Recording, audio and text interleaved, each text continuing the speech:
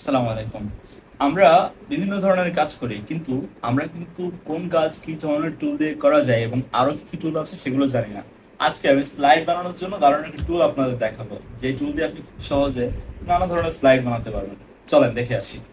So এখানে এসে লিখবেন চ্যাট পিডিএফ। আমি চ্যাট পিডিএফ এ গেলাম। আচ্ছা, এই যে হচ্ছে চ্যাট পিডিএফ আছে, চ্যাট পিডিএফ এ গেলাম। চ্যাট পিডিএফ এ যাওয়ার পর এখানে দেখবেন যে এখানে চ্যাট করা যায়, সামারি করা যায়, এআই ডিটেক্টর আছে, এআই রাইটার আছে, ফ্ল্যাশ কার্ড আছে, স্লাইড আছে। স্লাইডে যাবো আমি, ঠিক আছে।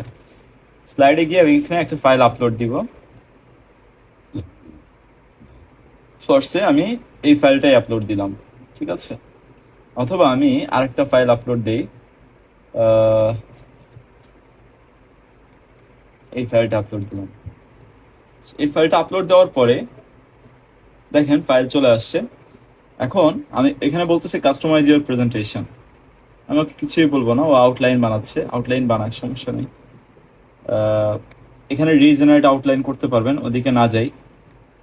এই যে জেনারেট স্লাইড, ক্লিক করেন।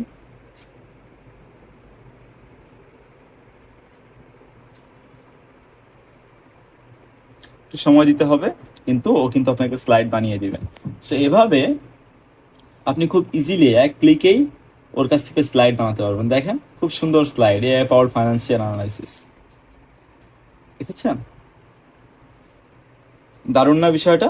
সো চ্যাট পিডিএফ এ আপনি কিন্তু এক ক্লিকেই স্লাইড বানাতে পারবেন, এবং এখানে আরো বিভিন্ন ধরনের কাজ টাজ করা যায়। সো এই জিনিসটা আমরা হচ্ছে এআই ফর প্রফেশনাল যে আমাদের যে প্রোগ্রাম, সেখানেও দেখাবো, এবং নেক্সট 12 টুলসের যে প্রোগ্রাম সেখানেও দেখাবো। সো দেখা হচ্ছে প্রোগ্রামে। আজকে এই পর্যন্তই।